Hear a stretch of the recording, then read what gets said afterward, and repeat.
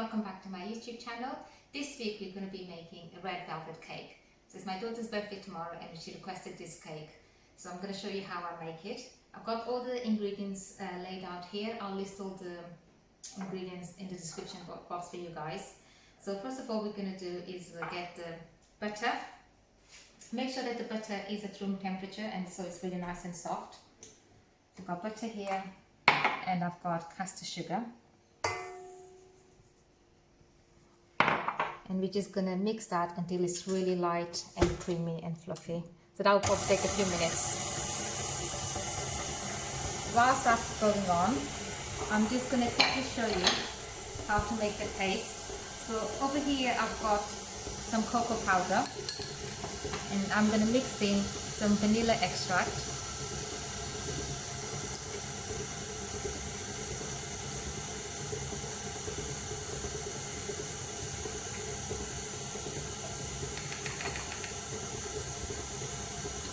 About a teaspoon, and also some red food coloring. So I'm using the Sugar Flare brand, Christmas Red, and this is suitable for vegetarians. Okay, so you need about a teaspoon as well.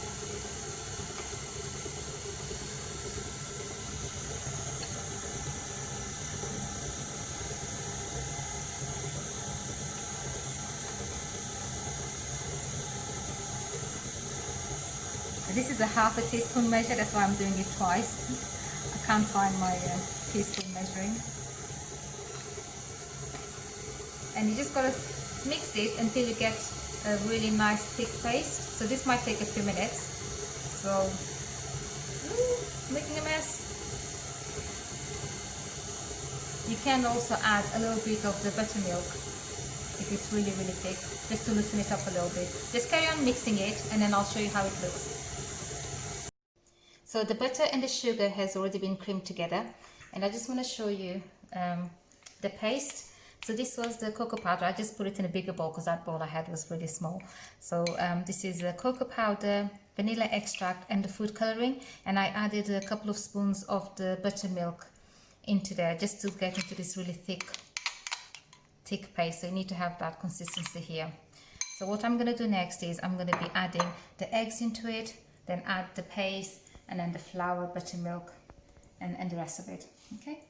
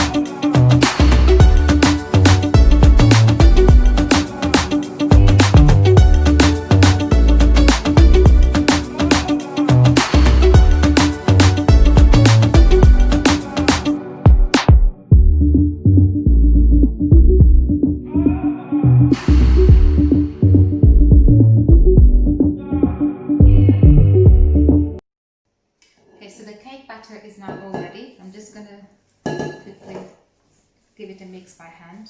Make sure that everything is mixed in properly. Okay. And then I'm going to transfer them onto the cake tins.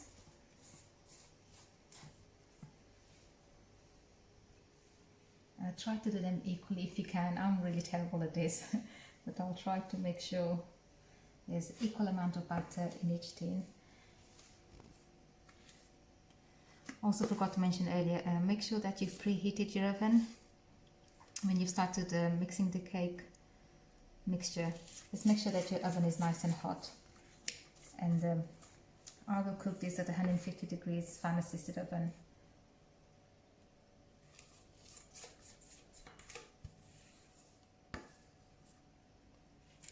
Okay, just level out your cakes and then stick them in the oven for about 30 minutes or so, and then I'll show you what to do next. So the cakes are now ready. They've just come out of the oven, so they're still really hot. I'm just going to let them cool down in the tins for about 10 minutes or so before I turn them over. In the meantime, while the cakes are cooling, I'm going to make buttercream. So the best buttercream for red velvet cake is cream cheese buttercream. So that's what I'm going to make today. So I've already got some butter in there. I'm going to mix that, add the icing sugar afterwards, and once that's really nice and creamy, I'm going to add the cream cheese at the end.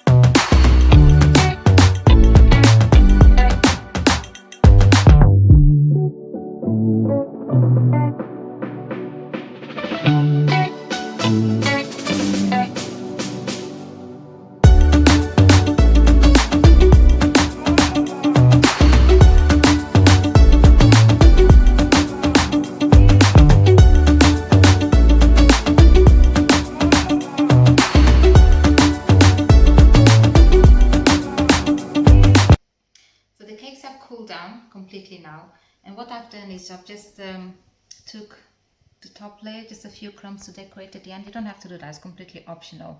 So I know it looks a little bit bad right now, but once you put the icing on top, it'll all get covered. So I'm just going to go ahead and finish decorating the cake.